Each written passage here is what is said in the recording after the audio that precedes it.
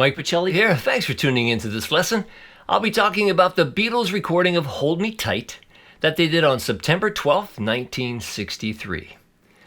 The song was written primarily by Paul at Paul's family home at 20 Forthland Road in Allerton, and it was intended to be a single back in the days when the Beatles were writing songs, around 2 minutes and 30 seconds to try to get it on the radio. It was inspired by the Shirelles, a girl group that the Beatles were fond of, and also by a Carl Perkins song called Sure to Fall, a song that the Beatles recorded on a BBC radio program, and also they did live quite a bit. Regarding the songwriting, though, John has said, "Maybe I stuck some bits in there. I don't remember. It was a pretty poor song, and I was never really interested in it either way." Well, either way, they tried to record a version of it for their first album, the Please Please Me album, and it never made the record because that version was deemed weak, and for some reason the master tape was either destroyed or recorded over, so we never got to hear that first version of Hold Me Tight. But they're back in the studio on September 12, 63, and they try it again for their second album with the usual lineup: John on rhythm, George on lead, Paul bass, Ringo on drums, and they're singing and playing live. George's part is especially cool because it's a very busy part, and he's singing while he's playing this part, and he does a flawless rendition, which I'll talk about it momentarily. They did 9 takes of it, and they ended up, vocally, I'd say it's kind of one of the most out of tune of all Beatles songs. And there's some oddities in the lyrics in that when they sing, "It feels so right," Paul says, "Now hold me tight," and John always says, "So hold me tight," and that happens 3 times, so perhaps that was intentional. They did overdubs, which were harmony on the verses and the hand claps. And then on September 30th, there was an edit session, and they took the ending retard part off of one take and spliced it onto another take to get the final version. So that slow down retard part on the version you hear on the record is actually an edit. Now, you gotta admit it's kind of a horrible mix, with the bass buried, and it's really muddy sounding. So, and nevertheless, fun facts to know and tell, the song was originally recorded in the key of E at around 130, 131 beats per minute. And it was sped up, probably in mastering, to around 136, 137 beats per minute. So it goes from the key of E, which was the original recording, and sounds in the key of F. And that's how I'll teach it like the record. They played it live in 62 and 63 at the Cavern and the Hamburg gigs. And it was released in the UK on the With the Beatles album on November 22nd, 1963, the day John F. Kennedy was assassinated. And it didn't come out in the US till January 20th, 1964 on an album called Meet the Beatles. So I think that's the backstory. Let's get started.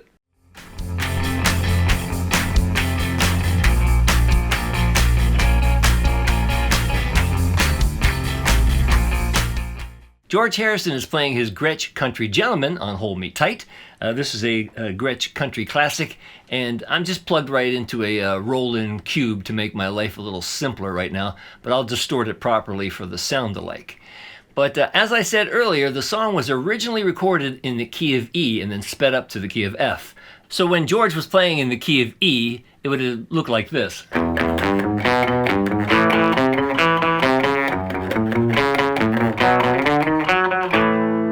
A lot easier to do actually in the key of E.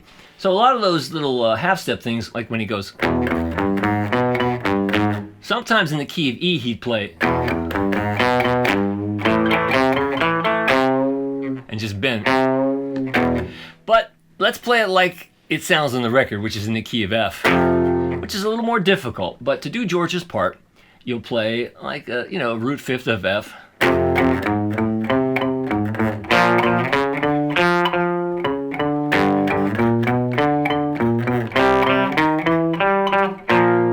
And that'll be the basic, the way the song goes for the whole thing. But there's a million little variations.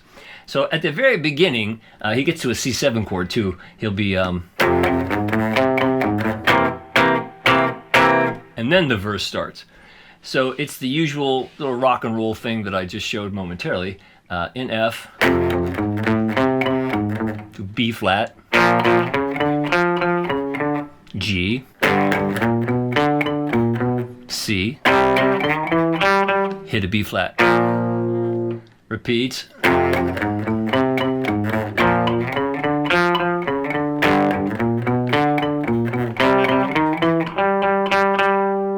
Alright, and then hold me tight.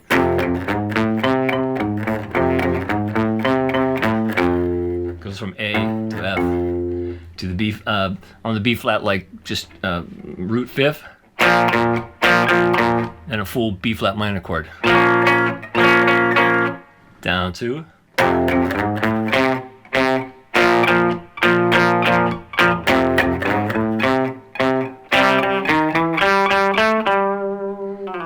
So let me play you that much to tempo. Here, Ringo, help me out, buddy. In tempo, the intro and the first verse would be like this. 1, 2, 3.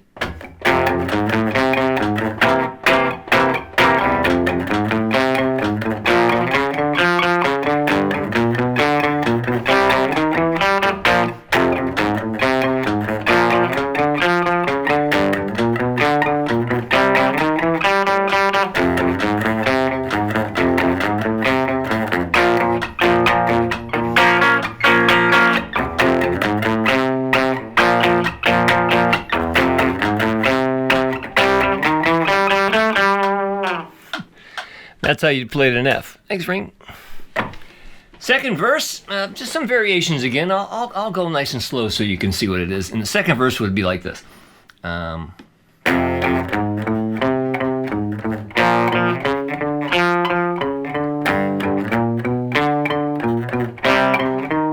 Little double stop. Then.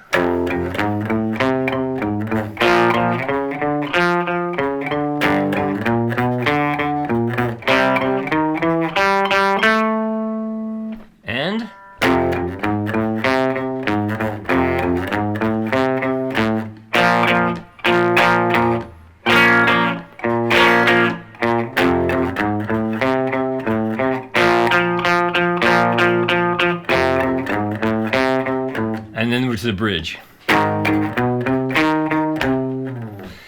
Now the chords on the bridge, it goes up to like A flat to F, actually A flat 7, and then B flat, G minor, G major, and C7. But played like this. And again, I'll just do it nice and slow so you get a grip on it. So in first part of the bridge, let's see.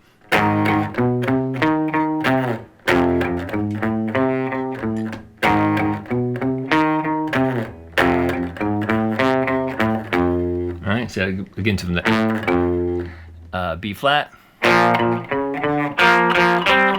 Little double stops. For the G minor, he plays a G and a D. Very staccato.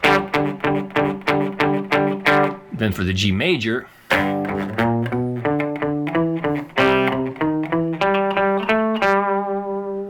so how about the bridge in time? Help me out again, Ringo. The bridge. 2, 3.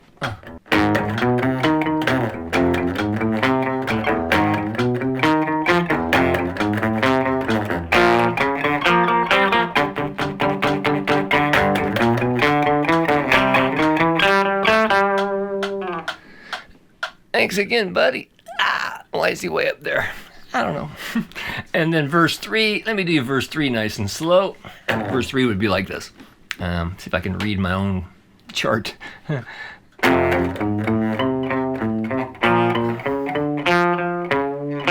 You have to get a D flat there, which would be a bend. Then G.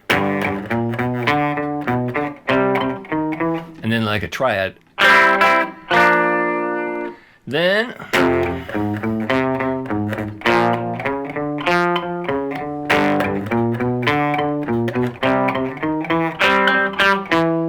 so on the end of that C to the F,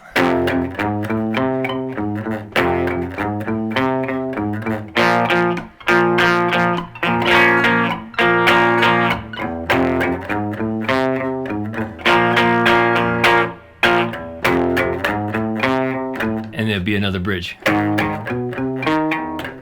Now, I'm not going to go through every single piece of it, but you understand and you get the vibe of how to do it in the key of F. If you'd like to know it absolutely perfectly, I wrote out every single measure, like I usually do, and that chart and tab is available for you to download at MikePachelli.com.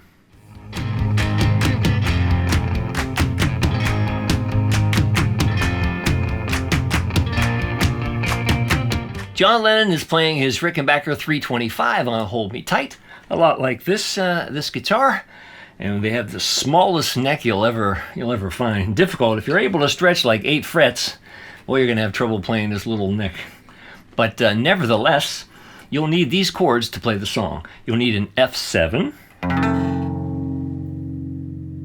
and most of these chords are on the low 4 strings. You'll also need this first position C7, which contradicts what I just said. You'll need a C7 up here. You're going to need a G7. You'll need a B flat 7. You'll need a B flat minor 7. You gotta be careful when you play Rickenbacker because you could throw it out of tune so easy. Watch. And if you watch my videos, you know how I feel about Rickenbackers. Let's see. You'll also need an A flat 7. On the bridge, you need a few different chords. You need this F. You'll need this A flat. You'll need a Beatle F. Throw it out of tune if you lean on it too hard. You're going to need this B flat, G minor. Oops. These guitars. A G. You'll need a first position C like this. There's nothing. And you'll also need a C up here. Just be careful, don't lean on it too hard.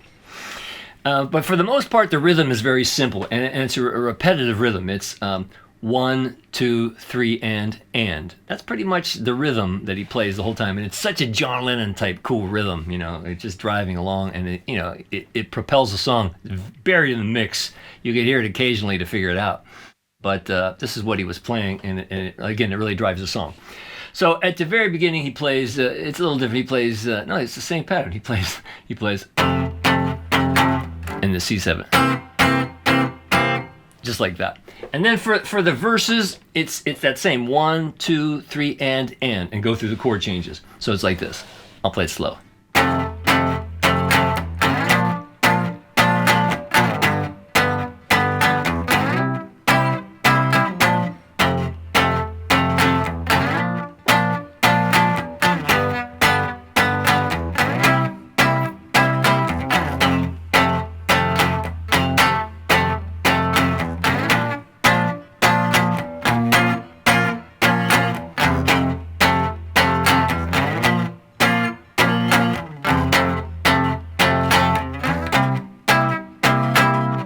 Now you want to make sure you get that 7th sound. That's very important. You know, make sure you hear that. Because remember, he would be playing it in E, and it's a lot easier to get the sound.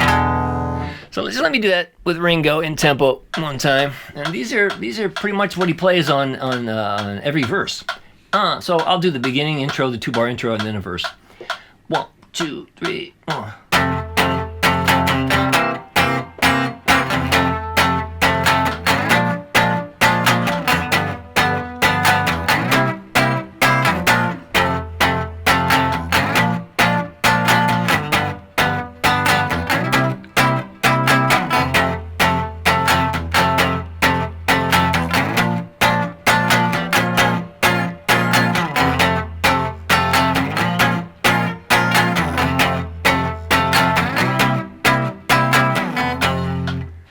And that's how a verse goes. Thanks, Ringo. Ringo here. He gets a lot of email.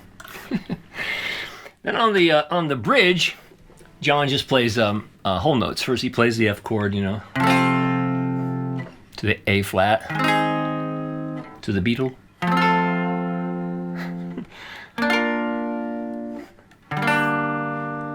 G, and the first time just this C.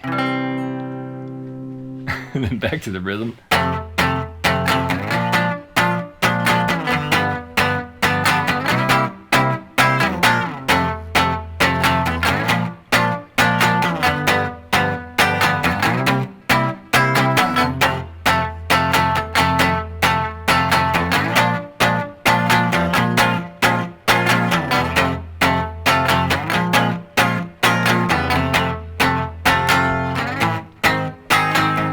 And then the second time, just a little different on the bridge. The second bridge, the F is here, to the A flat, to the Beatle F. I'm in a silly mood. B flat, G minor, G, and then all the way up here for this C. And back to the regular rhythm. And the only difference would be page 4 of my chart. At the very, very end, let's see, in the last couple of measures, like this, F7.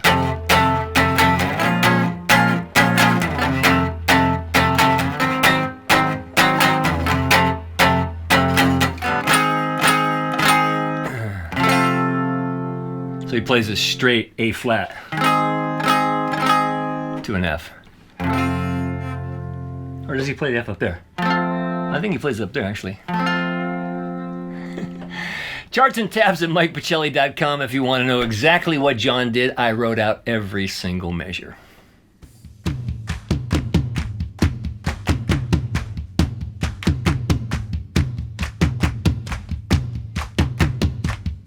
I've created a sound alike so you can see how all the parts fit together.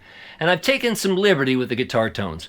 For John's part, I'm using a Marshall JTM 45 Plexi, and for George's, a 1964 Vox AC30 crank to the hilt. So take a look at this. It feels so right now, hold me tight. Tell me I'm the only one, and then I might never be the lonely one. So hold me tight, tonight, it's you.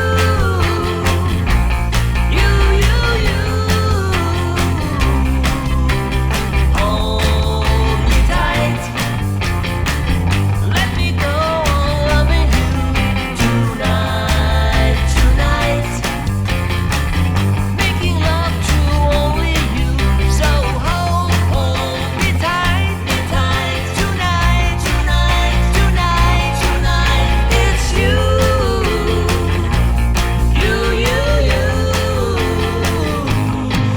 Don't know what it means to hold you tight. Being here alone tonight with you.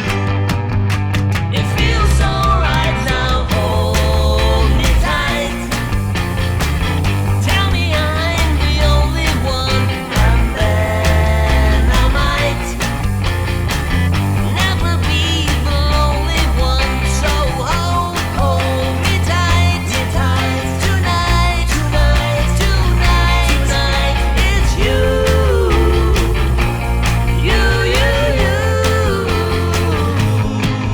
Don't know what it means to hold you tight. Being here alone tonight with you. It feels so right now, hold me tight. Let me go on loving you tonight. Making love to only you. So hold me tight, tonight, it's you.